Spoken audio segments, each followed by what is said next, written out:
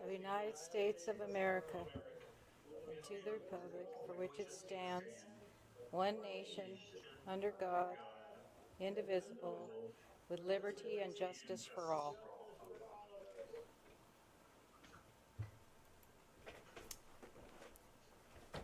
Roll call, please, Claire. Commissioner Blockdyke? Here. Commissioner Heedy? Here. Commissioner Liggett? Here. Vice Chairman Marcelo Sarkia? Chair Hamel? Here. Okay, is there any reordering of the agenda? No, there's not. I don't think so. Presentations? None. Approval of minutes from the Planning Commission meeting of September 17th. I'll make the motion. I was there. I'll second it. Do we all say aye? Roll call. Oh, roll call, please. Commissioner Blockdyke? Aye. Commissioner Heedy? Aye. Commissioner Liggett? Aye. Vice Chair Sarkia? Aye. Chair Hamel? Aye. Okay, public comments. Claire, are there any general public comments that have come in? There are none. Okay. Consent calendar, none. Continued public hearings, none. New public hearings, none. And other business, item number 2. Conceptual review of Lalata Court Residential Project 264 Lalata Drive, APN 099. Rose, Riza just sent me an email that she can barely hear. Ms. Kara, will you make your presentation? So I have a PowerPoint for you. I'm going to share my screen now. Oh. Let's see here. Claire, would you make it so I can share my screen? I can hear her. Hopefully it's better. Oh, I can hear myself. Try it now. Okay.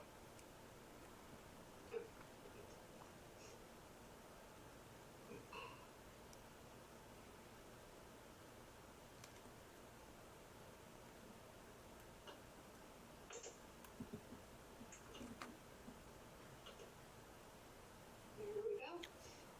All right. Good evening, Chair Hamel and members of the Planning Commission. The project before you tonight for conceptual review is Lalata Court, proposed residential subdivision off of Lalata Drive. The project is located at 264 Lalata Drive, an approximately 1.68 acre parcel zoned single-family residential. Current site of the vacant Church of Christ.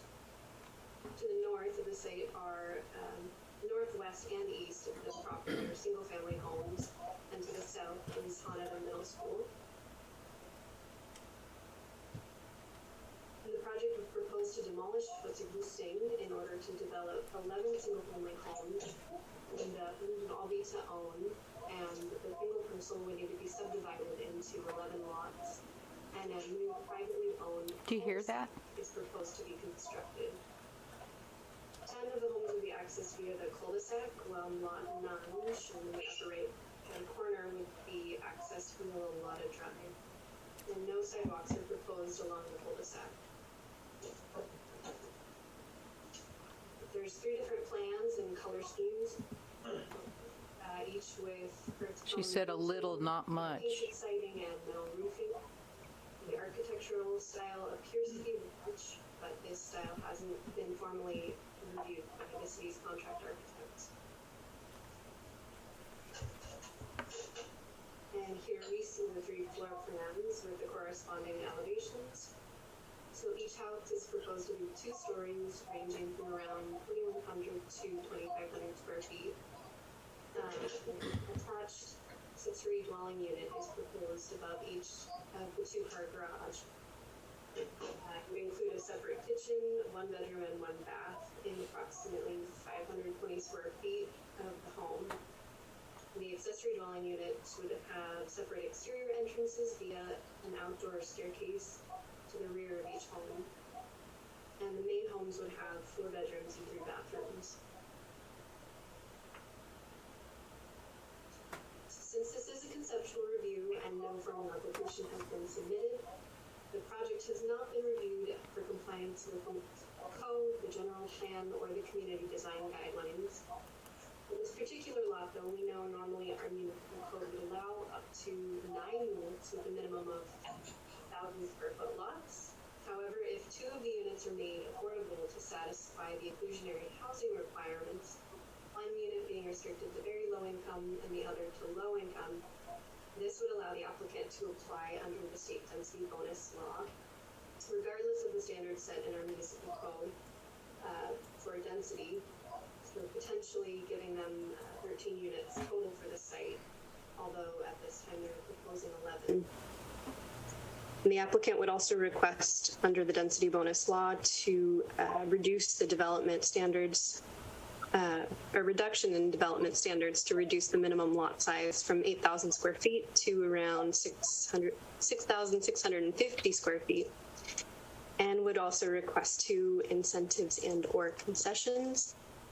These would all be requested at the time of a formal project submittal. Can we ask them to speak louder? And since the homes would be to own, CC&Rs would be required for the maintenance of landscaping and the private road. From Teresa Riley. And lastly, a final development plan and tentative tract map would be required for the formal submittal.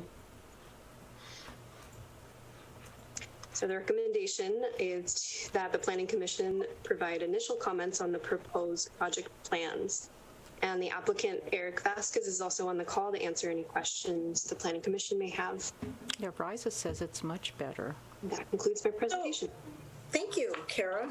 So at this time, does the applicant want to make any further comments before I read the letters from the community? Just a couple, yeah. One point of clarification, I think that allowed densities is actually 14 units, not 13. Because of the way that the rounding works, but it doesn't really matter because we're not asking for that many units. But I'll give you a little background of why we're not asking for the maximum, which is usually what a developer does. Is we did do a plan that tried to maximize the number of units on the property, but what ended up happening, the lots became so small that they did not have any yards. And then the houses ended up being a little smaller, which was, down in the 1,500 square foot range, which we did not feel was compatible with the neighborhood. So rather than maximize the number of lots, we found what we feel is a happy at 11, which still gets yards and the square footage of the homes that, our marketing studies have said is needed in the area. So that's just a little background on how we came to the design. The reason there's a cul-de-sac, it seems like the last probably more like 5 years, one of the biggest challenges for infill projects, especially ones that are all dirt, is on-site retention of water, storm drains. And so we have to make it a private street because we'll end up putting a water storage container, if you would, underneath the road. And generally, they don't like that. You don't put anything under a public road, so we have to keep the road private. I'd much rather have it a public road, but we have nowhere else to put the water before we're able to release it, because you have to retain it, treat it, and release it at a certain. I'm not a civil engineer, that's just how they described it to me. Other than that, I welcome your comments. We're early stages in the project idea, and I'd love to hear what the City of Buellton has to say. Okay, thank you. I am going to read all the comments in, and then I'll turn it over to the commissioners for our discussion and questions. So even though this is not a public hearing, anyone can write into us as if they were in our meeting with a speaker slip. So we have, I believe, six letters to read in. So here we go. This is number 1.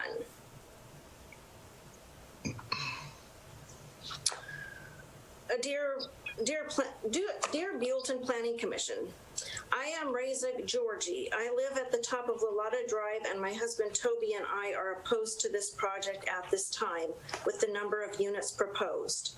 I think the owner needs to understand the neighborhood and revise his proposal to fit the neighborhood, and packing it with dense housing is not the direction. Lalata Drive is a quiet street for the most part, which was one of the reasons my husband and I decided to purchase our home here. Our kids love riding their bikes. We know all of our neighbors by name. For years, this property has been vacant, and I definitely agree that there is a need for affordable housing. However, this is not the place for it.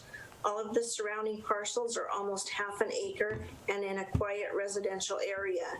In talking with my neighbors, none of them are for this project as is. One neighbor informed me it was even a big deal to get the property zoned for a church, as it was zoned for only one residence before. We all chose this neighborhood for a reason, because it was away from other dense housing projects on a quiet cul-de-sac. I am concerned that with these 11 units proposed, there will be increased traffic to go with it. Most households have 2 or more vehicles, so that would be potential for an additional 22 plus vehicles on Lalata daily.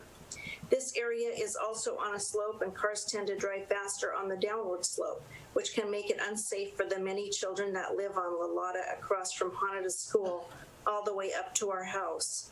I am constantly looking for kids on bikes jetting out into the street on my way home, which has happened several times.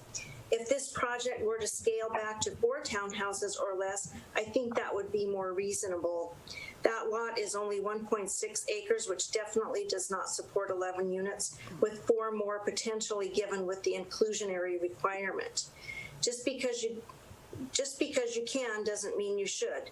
None of these lots would have any yard, which only forces the kids to use the street as a source of play. Jamming in units is not a good idea unless there is a bigger complex associated. Look at Vineyard Village, a great asset to Buellton, and they have an entire block dedicated to affordable housing and density. There are also adequate entrances and exits and many routes for the amount of traffic to go. Even Juliet Walk is located at the beginning of the entrance to Lalata, and that is a great location for condos with easy access to many traffic routes from Highway 246 to 2nd Street and Industrial Mallory Way. I encourage you to drive the start of Lalata from Highway 246 to 2nd Street after 5 p.m. or on the weekend. The parking is all along the street because there isn't adequate parking in Juliet Walk. The cars are packed along the street and spills over to Crossroads Church parking lot. Children and people are constantly crossing, and if you aren't paying attention, someone could get hurt. This project will not have adequate parking for vehicles, which will force them to park along the street, only further packing our street with cars and potential hazards. This project would only have 2 egresses, Lalata and Lapita Drive. If there were an emergency, our part of Lalata could potentially be trapped in if there were a fire or other emergency. Please talk to the neighbors along the upper portion of Lalata, Lapita, as all of them who I have spoken with are not in favor of this project as it is being presented. Kind regards, Reza Georgie, publisher, Santa Ynez Valley Star, and I hope I pronounced her name right. If the applicant wants to respond to all of these comments at the end, that we'll give them time to do that. This is letter number 2 from Marna Paulsgaard at 224 Lapita Place. I do not believe this is a viable building site for 11 homes plus the additional add-ons. I do not believe the acreage is enough to support all the housing, and a private road may not be large enough to support the amount of cars for this development. The proximity to Hanada has me concerned about the increase in traffic and the impact to crosswalks at Lalata and 2nd Street, especially during school hours. This development is not one suitable to the quiet neighborhood and school area and should not proceed at this time. Regards, Marna Paulsgaard. And then letter number 3 from Robert Hendershot at 224 Lapita Place. I believe it's the same letter, but I will read it again. I do not believe this is a viable building site for 11 homes plus the additional add-ons. I do not believe the acreage is enough to support all the housing, and a private road may not be large enough to support the amount of cars for this development. The proximity to Hanada has me concerned about the increase in traffic and the impact to crosswalks at Lalata and 2nd Street, especially during school hours. This development is not one suitable to the quiet neighborhood and school area and should not proceed at this time. Regards, Robert Hendershot. Number 4. To the Buellton Planning Commission. As a citizen who lives a block from the proposed Lalata project, I am greatly concerned. The project is quite large for this particular neighborhood. Most parcels on this block and the next approach 0.17 to 0.7 acres. Putting 11 units with a minimum of 3 cars per unit will have a great impact on traffic and parking in the neighborhood. Please note Juliet Walk overflow parking. We used to be able to pass 2 cars on the street at all times. There is no longer the case on Lapita, Paula Ray, and Dawn, and from 2nd Street to the 246 on Lalata. The selected photos of the homes look very much like Sycamore Ranch and show no units over the garages. This is a mixed-story neighborhood. There is also concern regarding the infrastructure. After the dozens of townhouses on McMurray and while building out the apartments on Avenue of Flags will add quite a bit of use on our wastewater system and our water use. How much further can we stretch before addressing this? In light of the housing market, as there is not a lot of inventory available at any given time in the valley, it would seem prudent to build conforming neighborhood lots, reducing the number to approximately 5 to 6 for that lot size, and price them accordingly, making them very desirable lots. With the exodus from urban locations, there won't be a problem selling them to get enough money for the developer, property taxes, and keep density where it should be for this neighborhood. Also, there being one low-income property available, what does the affordable number actually look like and how long will it remain affordable? And seeing that developers can put that in the plan, then pay fees to not sell an affordable unit is a scam. Our city is doing a good job at staying in the black, but because it's good for the coffers doesn't mean it's a good fit for the neighborhood. I'd also be interested to know if any planning commission members or city council members live in this part of town. It seems it's okay to build where they don't live. I strongly object to the density of this project. Thank you for your time, and this is from Diana Paul on Paula Ray Lane in Buellton. Letter number 5. My name is Jake Heitley. I live at 266 Lalata Drive. I bought this home in 1982 because all the houses were single-story and on large lots. My lot is 0.48 acres. The neighborhood is quiet and has a great view across the valley, which will be totally eliminated if this project is approved. This project would put 11 two-story homes on 1.68 acres. And it looks to me like they are trying to cram as many houses as they can on that property. And how would they do that? They put in a street that is half as wide as Lalata Drive and no sidewalks. This is just another example of high-density projects that don't fit with the neighborhood, just like the condos at Lalata and 246. They don't have enough parking, so 10 to 20 cars have to park on the street. The same thing is going to happen with this project. I'm totally opposed to this project going forward. If you lived where I do, this project would have never seen the light of day. And number 6 is from Chris Kopis, who says, I live on Lalata Drive and oppose this development. Would the applicant like to address this, or should I turn it over to the commissioners and we continue? I don't want to, I'll just say actually maybe 2 things. Okay. One thing, and forgive me if Kara didn't mention it or if she mentioned it, I missed it. we are not asking for a zoning or general plan change. We are going with what the city has in place for that property. Not asking for it to be rezoned to high density residential or medium residential. We're going with the existing zoning that's in place, which is compatible and very reflective of what the existing neighborhood is around there.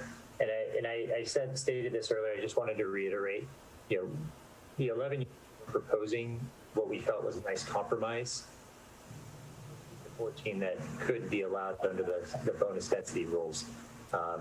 Again, I just think the houses would be too small, and the lots would be too small, and there would be no yards. So, we feel the 11 is a compromise. And as far as the affordable house goes, that is managed by the city. You're probably familiar with that. All of the prices, whether they're rentals or for sale, the city's inclusionary housing policy in place at the time they're built. So whatever those numbers are, that's what we'll comply with. Thank you. Okay, so I'm going to turn it over to the commissioners.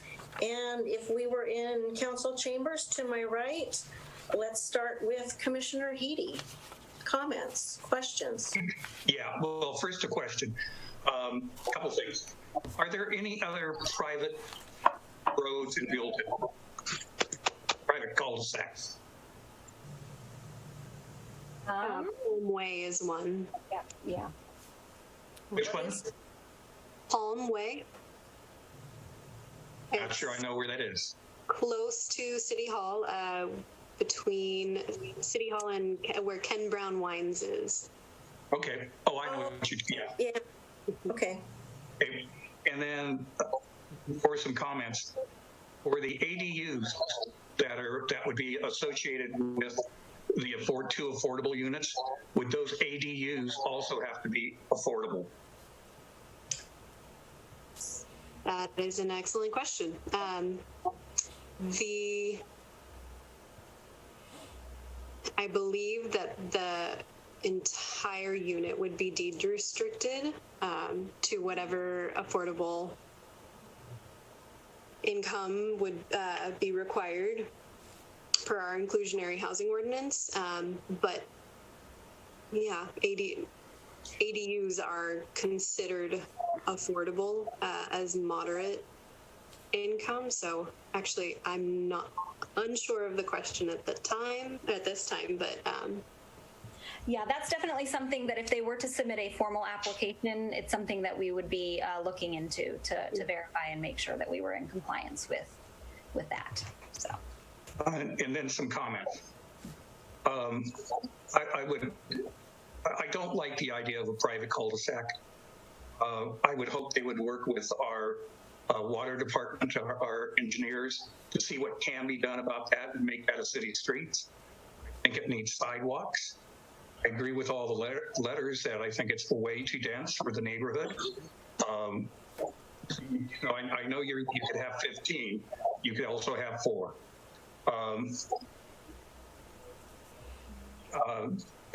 As they go forward, you need sidewalks. I think you need to make it less dense. You're going to have a minimum of 33 cars there. Your ADU is going to have at least 1 car, maybe 2. So I'd say you're going to have a minimum of 33 cars. If it's anything like my neighborhood here, I'd say less than 50% of the people use their 2-car garage for parking their car. So most of the parking is on the street. And I would imagine that's the same for most places. And one of the problems at the Vineyard Village. So you're going to have 30 to something 40 cars parking in and around that neighborhood that I think will be, 1, a fire hazard. 2, it's going to make that street very narrow. So I think you need to do something about the density and work with the city as this goes forward to see if we can make that a public street and not a private. And that's all I have. Okay, thank you. Vice Chair Sarkia, do you want to go next? And you are muted at this time.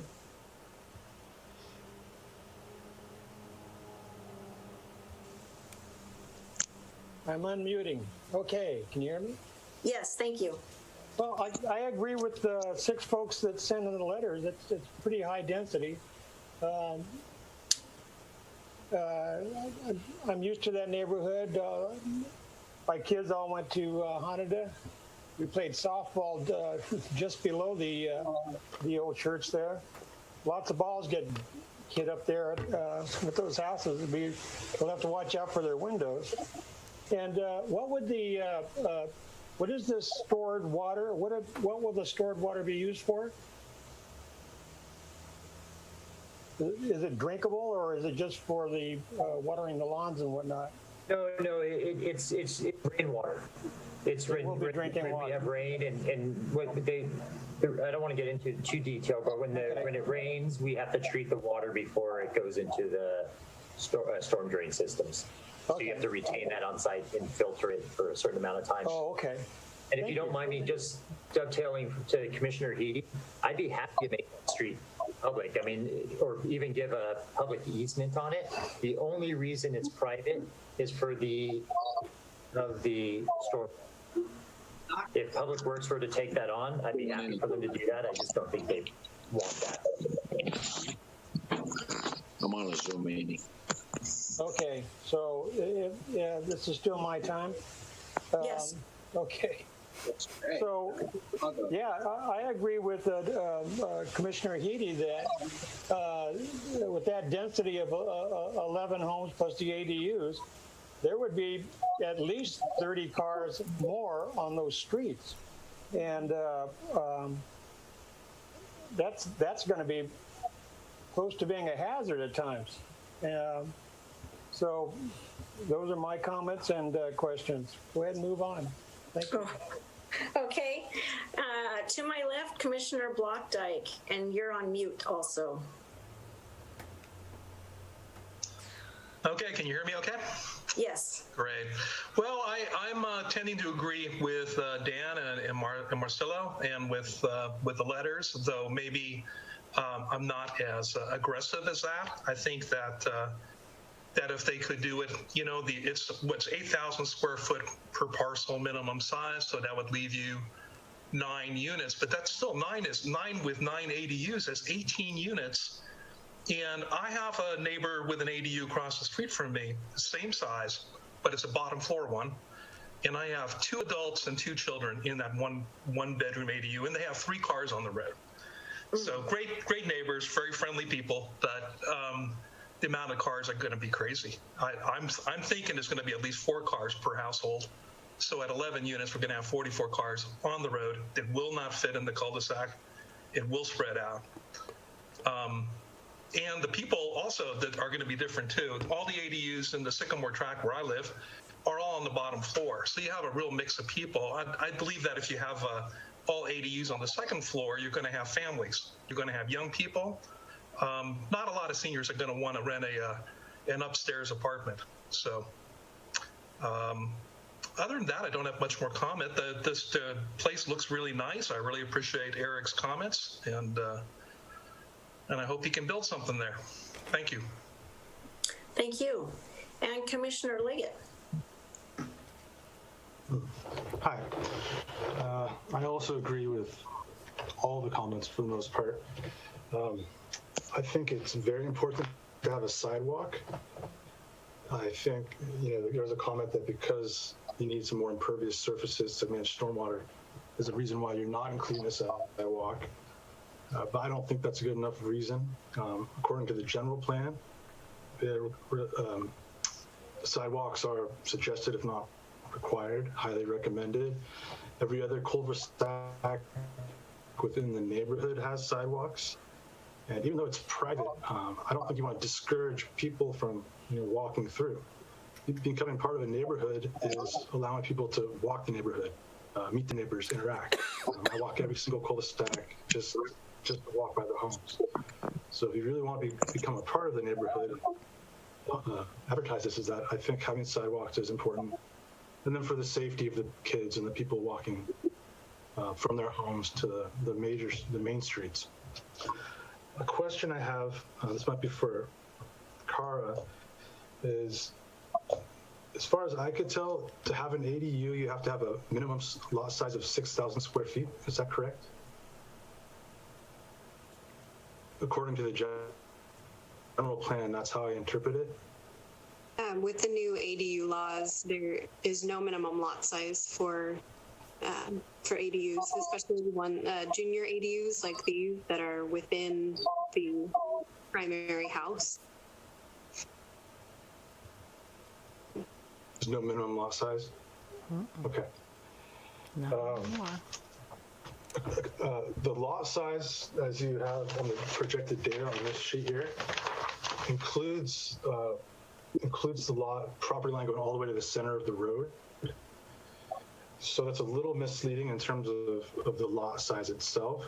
If you were to sell these, would you advertise these lot sizes to include the area all the way to the center of the road, or would you actually advertise and sell the lot size to the edge of the road?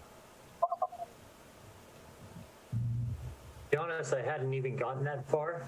We are not thinking about marketing at this point.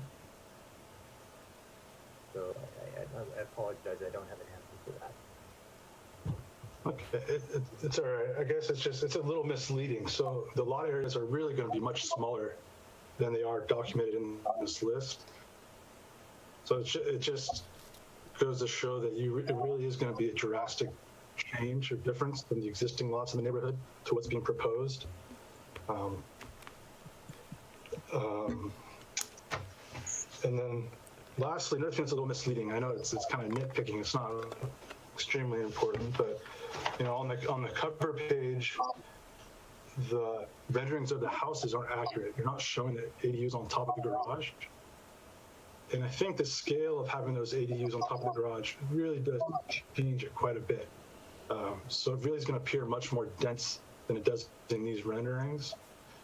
And just comically for me, seeing people running down the front lawns because there's no sidewalk, or a woman pushing a baby carriage and there's no sidewalk, I think even further emphasizes the need to have a sidewalk in that area so that pedestrians could walk in.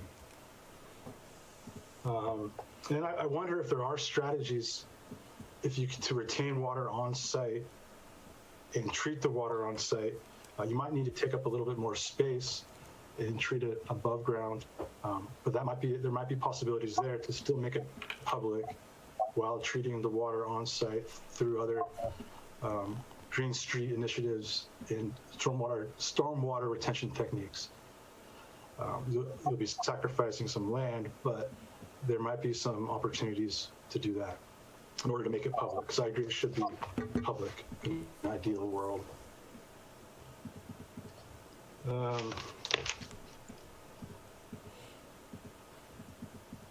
Yeah, and I think that's all I have to say. Thank you. Okay, thank you.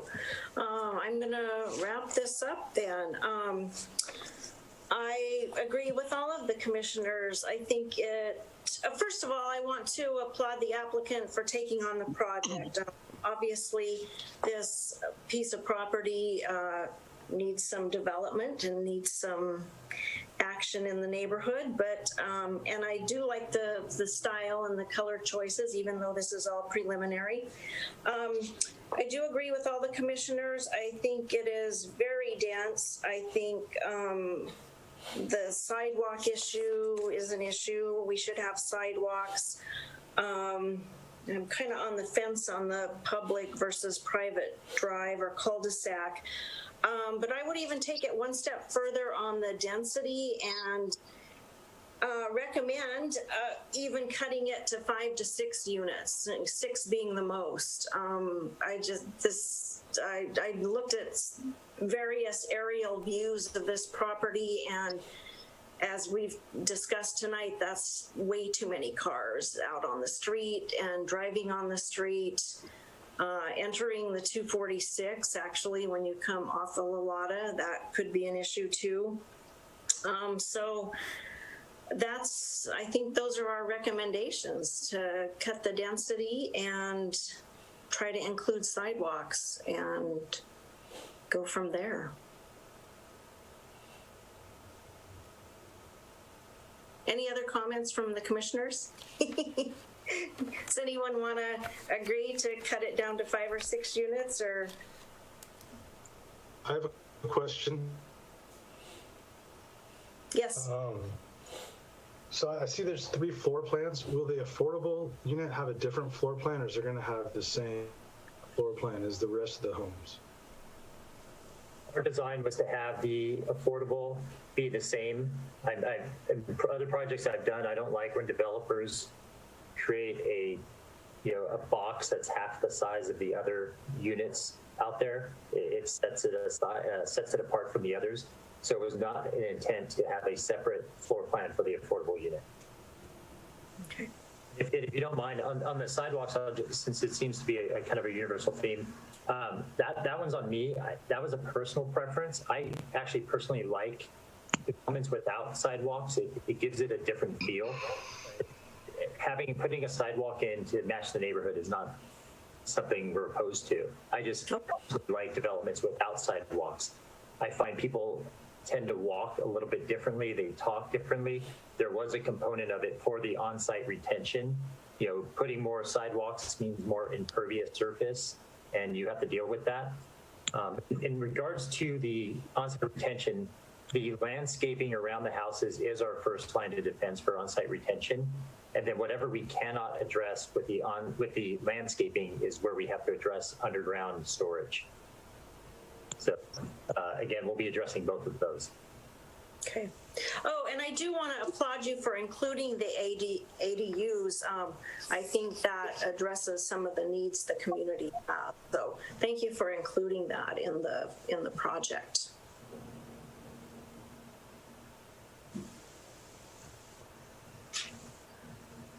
And I think we're done with that. Do you have any other questions of us, Eric? I do not. I really appreciate your comments and feedbacks, and then let me get together with my team, and we'll get something back to the city probably in the near future. Great. Thank you. Thank you. Okay, so we will move on to item number 3. Preliminary review of California Tacos Restaurant, Bar, and Small Batch Distillery, Project 20-CUP-02. And Planning Director Andrea, will you lead the discussion? Sure. So I'm just going to go ahead and share my screen here. So just one moment.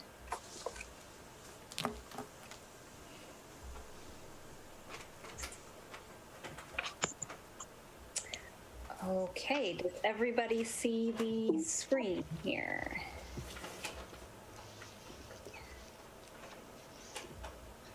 All right.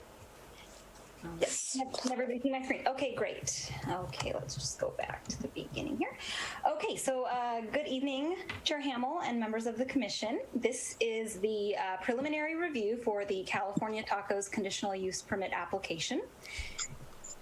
The project site is located within the village-specific plan within the Crossroads Commercial Center. So the zoning of the site is the village-specific plan with an underlying zoning of general commercial. The current uses, as you can see here in the, so just to kind of give you context here, so the Crossroads Commercial Center is on the corner of McMurray Road and Highway 246, and the building that this use would be located in is what we refer to as Pad A, which is the building parallel to McMurray Road.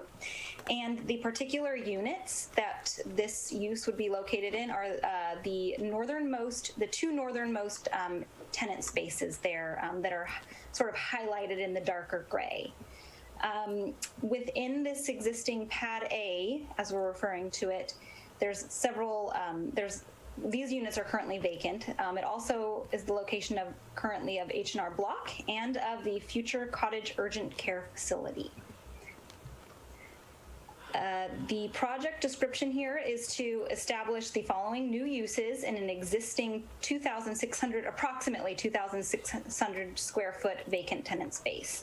So the uses that are proposed in this unit, these units is a restaurant use with a commercial kitchen to support the restaurant, and the restaurant space includes a total of 1,291 square feet of area for patrons, so that doesn't include the restrooms, the hallways, the commercial kitchen itself. So this 1,291 square feet will become important as we talk about parking and overall square footage of the restaurant use later on in the presentation.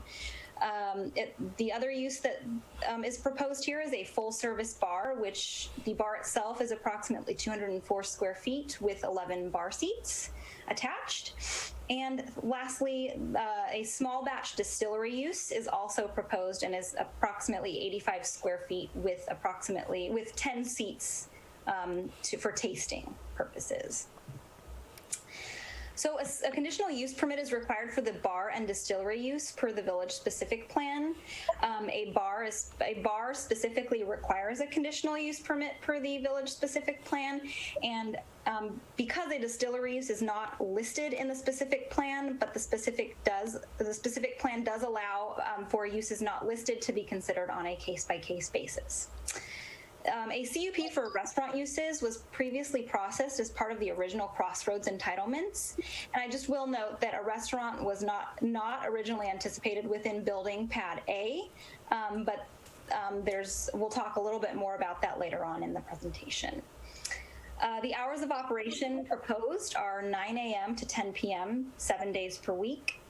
And on the following slide, I'm going to be showing just a proposed floor plan that shows the improvements that are proposed as part of this project.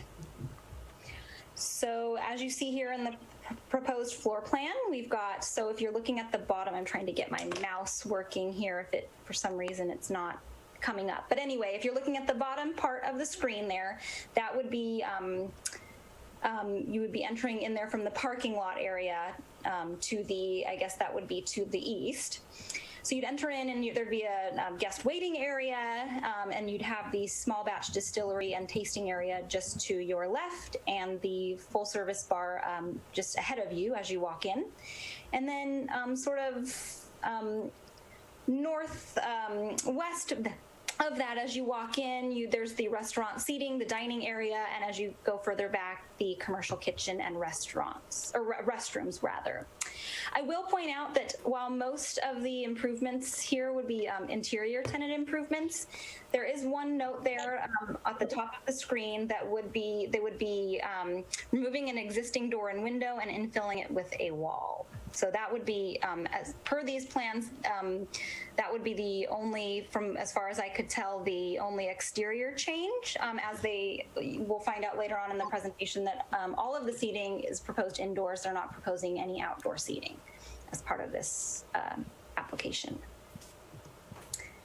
So just to kind of go into more details about each of the uses that are proposed and some of the incomplete items or conditions that would be imposed should the commission eventually, as part of a public hearing for this project, choose to approve the project.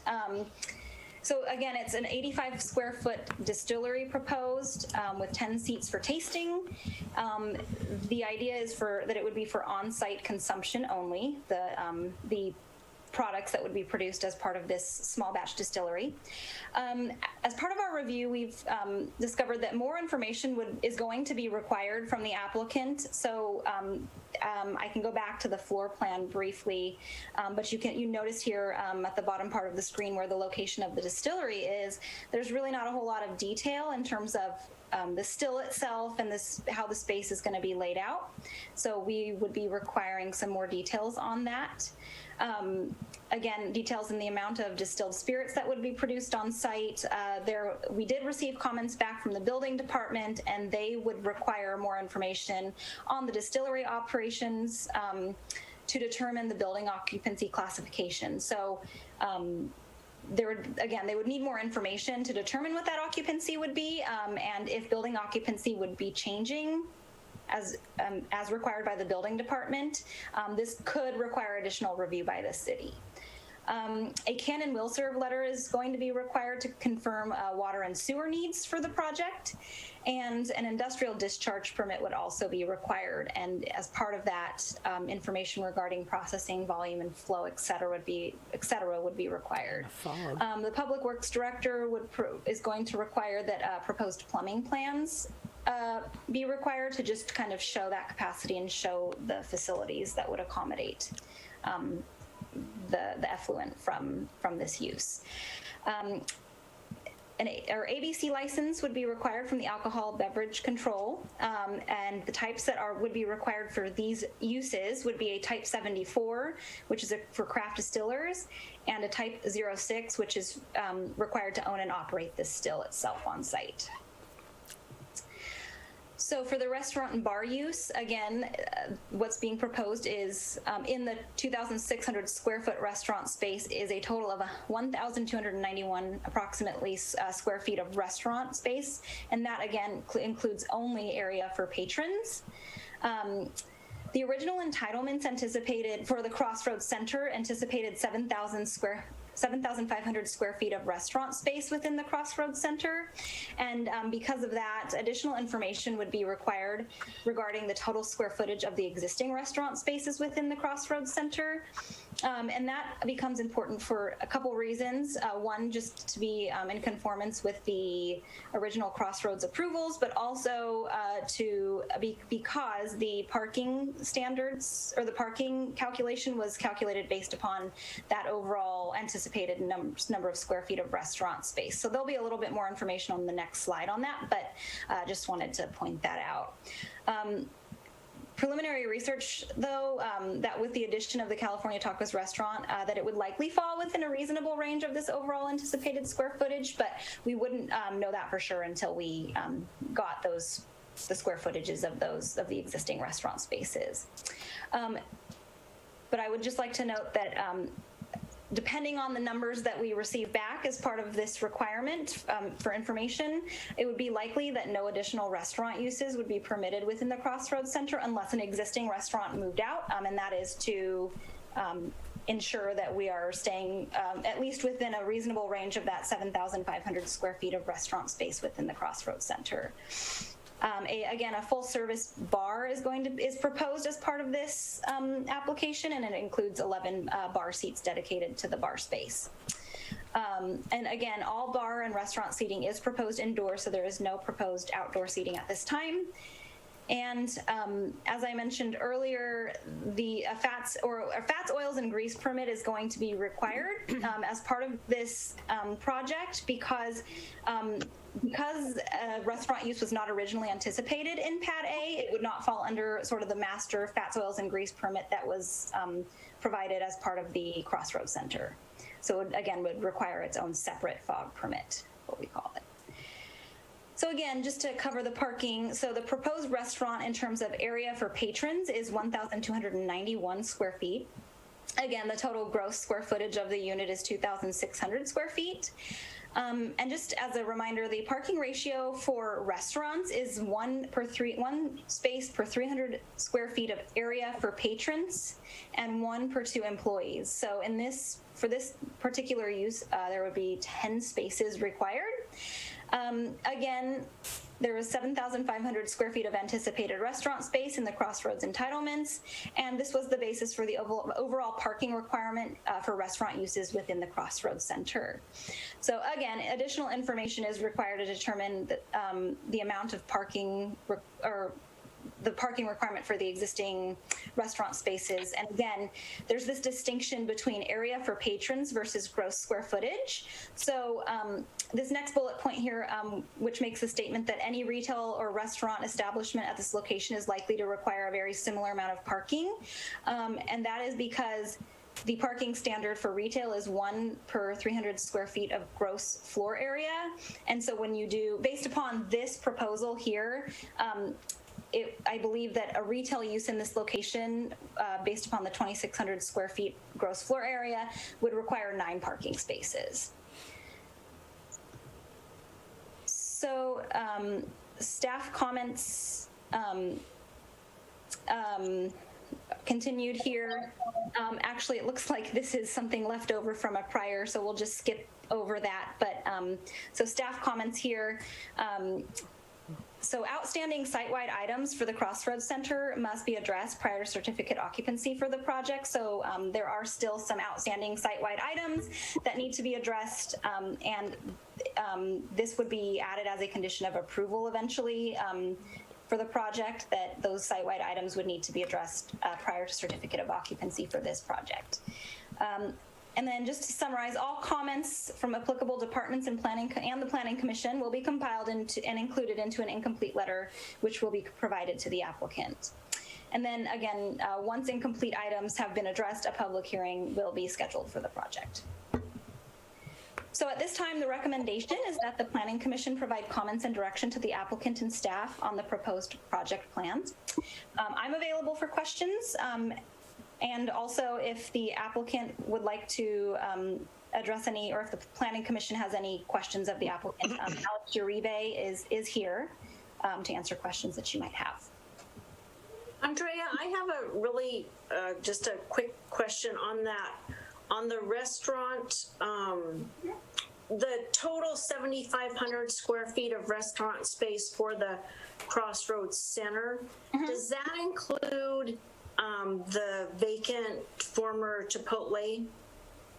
So yes, so there was restaurant uses anticipated originally as part of the Crossroads Center, and that pad F is what we refer it to as, which has Habit and the prior Chipotle. Okay. Yes. Okay, cool. Thank you. Does the applicant want to add any comments to Andrea's presentation at this time?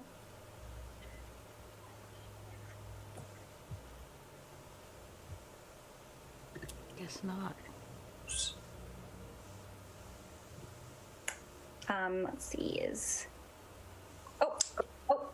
Alex, I think you might be muted, or we can't hear you. I can see you talking, but I can't hear you.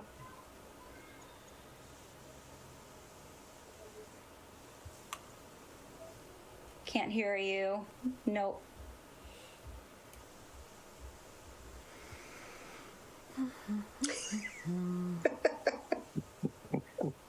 We're not good lip readers. Okay, so now it says you're muted, so maybe try unmuting and see if that resets it, maybe. No. If it's the head. Or go back to mute and see if that, maybe it's opposite. It could be, maybe it's related to your headphones, I'm not sure. Andrea, this is Neil. I don't know if you guys can hear me. I have a couple comments. Okay.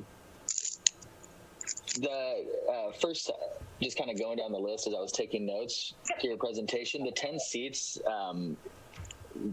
that it seems like are being considered as like distillery tasting specific are not. They're restaurant seats, and so that's a counter style seating that's not a full bar height. So that whole counter is a low counter that's ADA accessible the whole way around, and it's just meant to maximize the seating and give some visual appeal into that distillery. So it's not meant to be a real distillery, kind of tasting experience specific to that space. I mean, everybody will be able to enjoy flights of the agave spirits from the small batch distillery within the restaurant. So, the restaurant is a restaurant first. The distillery, we've been going back and forth with the IWDP for the industrial waste discharge and speaking with the civil engineer about that. And we're going to get more information as Alex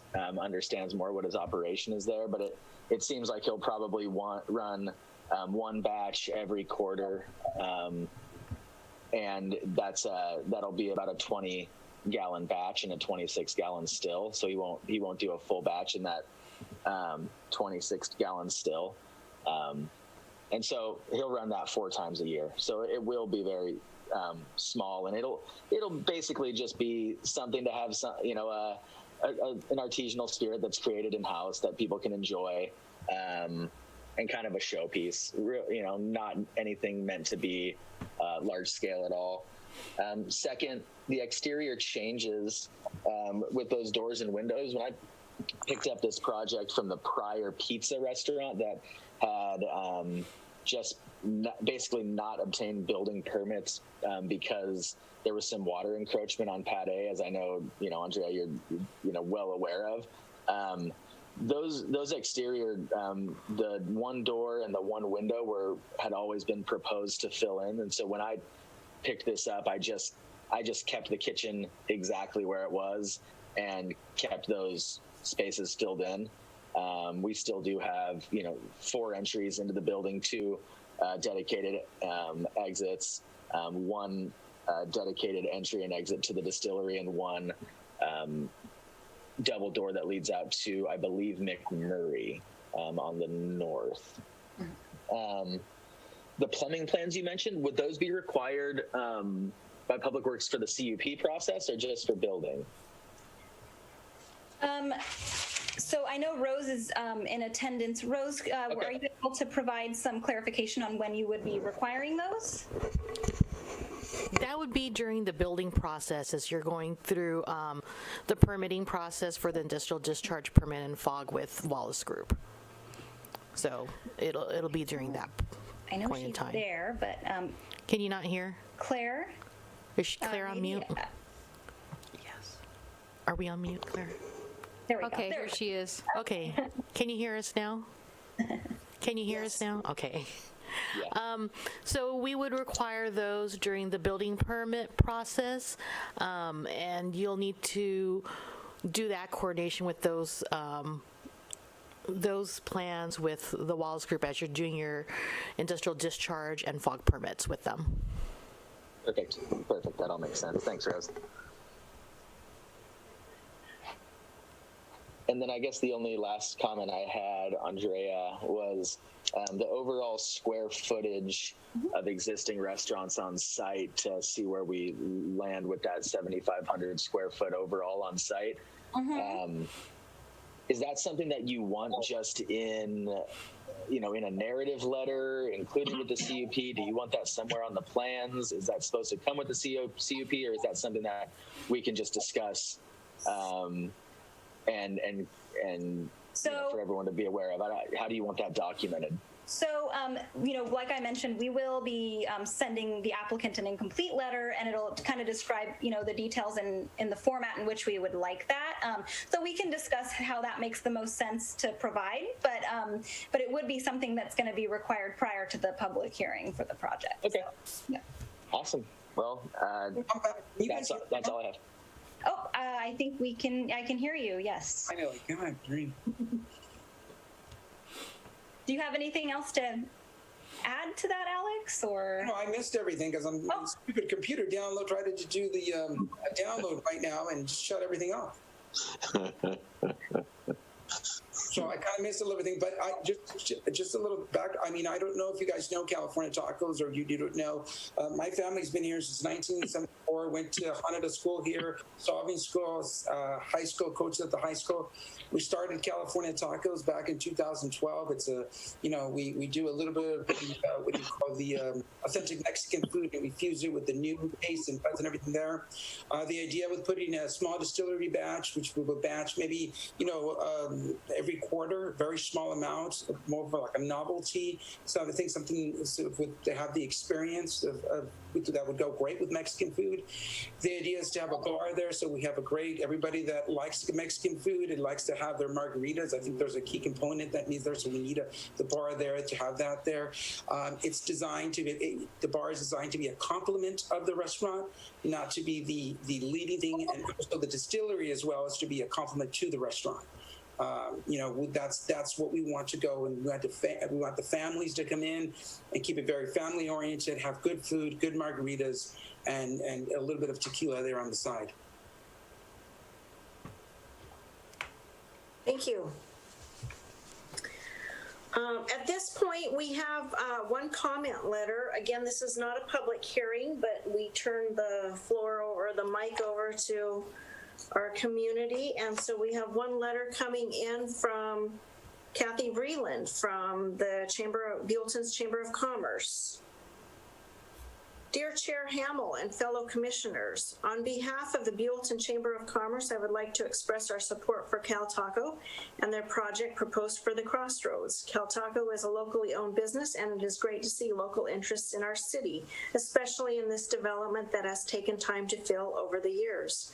Having another dining option along with a distillery on the east side of the freeway will be welcoming for our visitors and locals alike. Not only will this serve as a place to enjoy authentic Mexican cuisine, but also as a destination with the distillery component. We hope you will consider supporting Cal Taco with their project going forward. Thank you for your time. Best, Kathy Vreeland.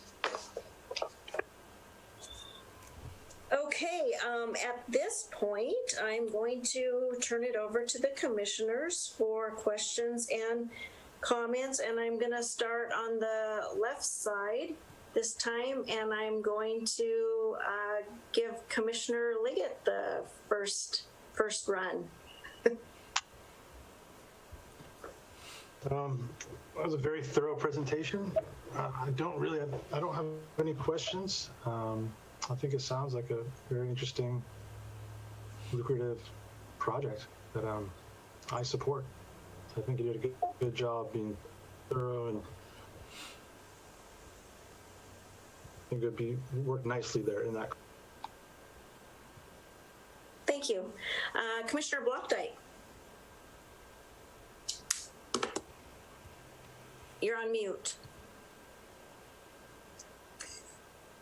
Okay. There we go. Thank you. Yeah, sorry about that. Yeah, I don't have a lot, just the observation. I thought it was interesting seeing how they put their restrooms in there. And then I noticed a comment on the back page, attachment 4 from the county. I think it's the county anyway. Mm-hmm. That says that complete separate restroom facilities for each sex is required.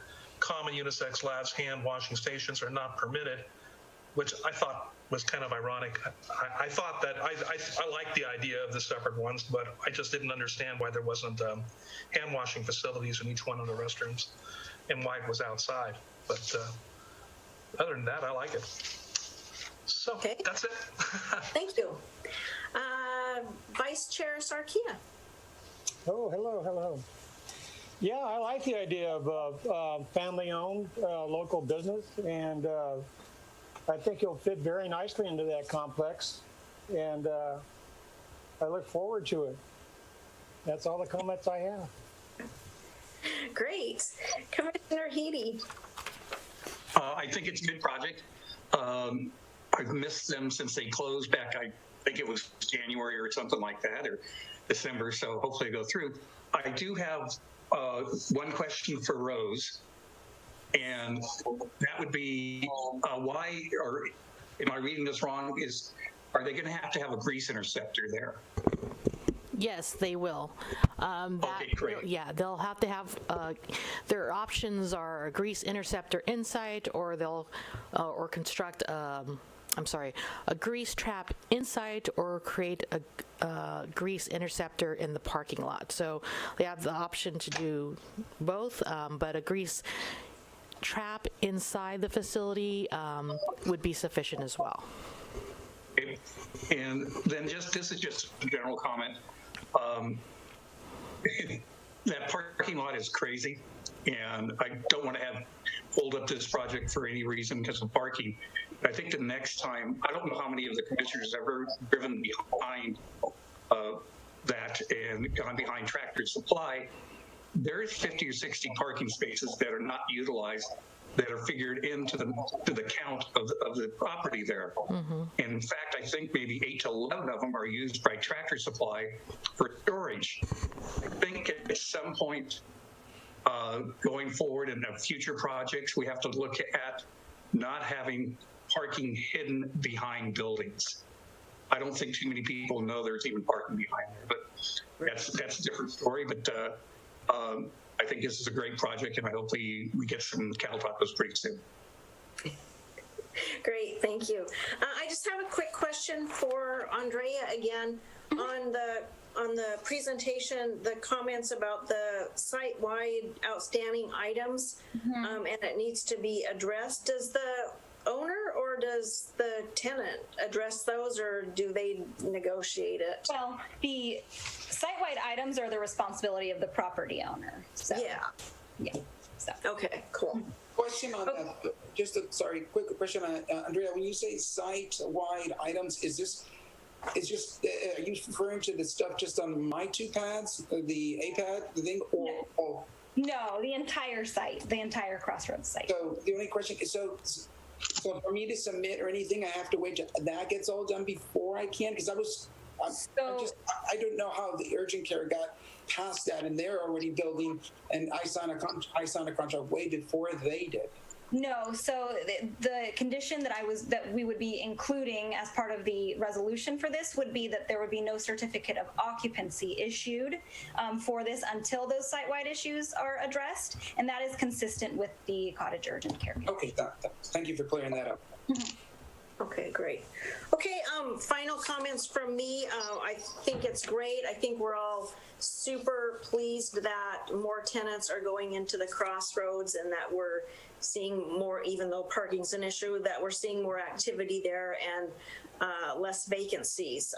Again, I like the project. I think the distillery component is very interesting and should be fun. And I'm recommending that we move forward. Okay, I'm thinking that the commission is recommending we move forward. Right. So what we'll do, so this is just the preliminary review for the project. Correct. So what I will do is I will compile the comments and things like that and put it into an incomplete letter. Then we will work together. They will work with staff to address those. And then at a later date, once those have been addressed, we will bring it back for public hearing and decision. Perfect. Perfect. Thank you. Okay, so that concludes our item number 3. Are there any written communications? I don't think so. Committee reports, we don't really have committees. Planning, any additional planning commissioner comments of general items?